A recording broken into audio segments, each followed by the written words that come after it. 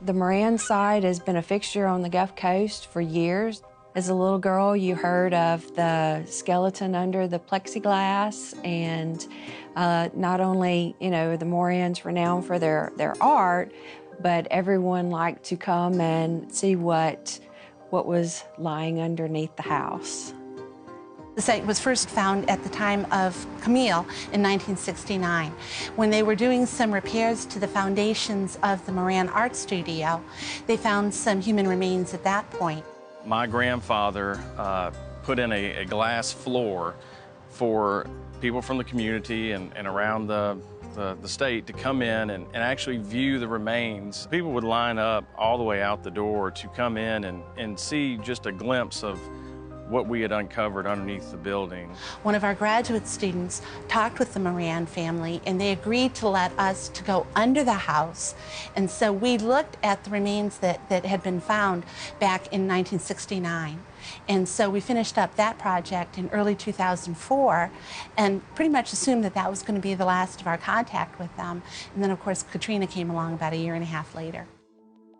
When Katrina hit in 2005, it decimated the area, and the studio was gone, and it uncovered more remains. So in 2012, through a grant program, the Department of Marine Resources purchased the Moran Site and completed a full excavation with USM, University of Southern Mississippi, Dr. Danforth, and that's where, through the biological research, was determined that they were French. We initially recovered the remains that were on the surface, and that actually took a lot longer than you might anticipate because we were also dealing with all the debris that was from the house.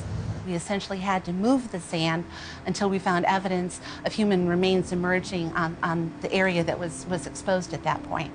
We brought them to the lab, and we tried to treat them with utmost respect, remembering that they were once living individuals who had families and were members of a community that loved them.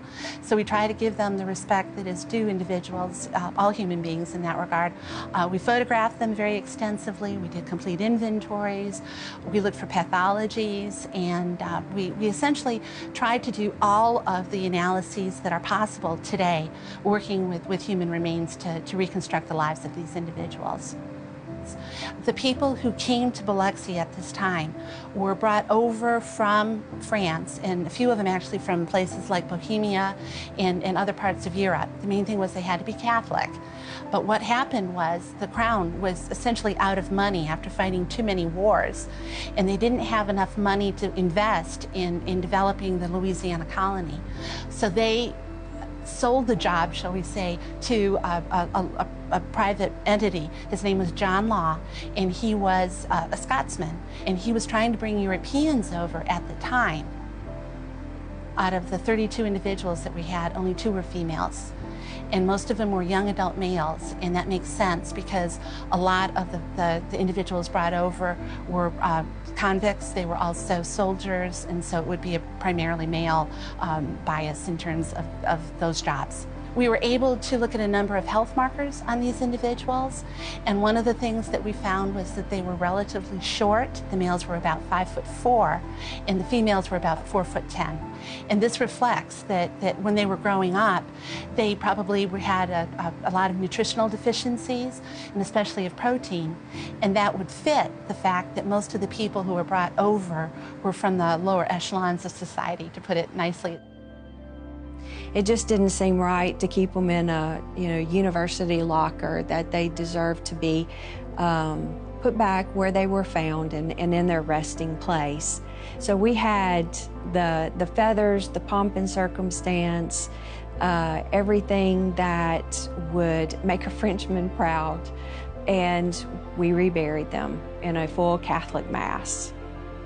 What people see now when they visit the site is, because they were French settlers, we wanted to look at a small area of the Versailles Gardens, very French-inspired box hedges with these beautiful roses and hollies, and putting the angel in a weeping form. She just stands there with her hands in her face, reflecting on what it took for us to get to this point in our culture today. It really is a fitting memorial to those that were laid to rest here, and it's a fitting tribute to them. It's a beautiful site. It's got a magnificent view, and it's just a fitting tribute.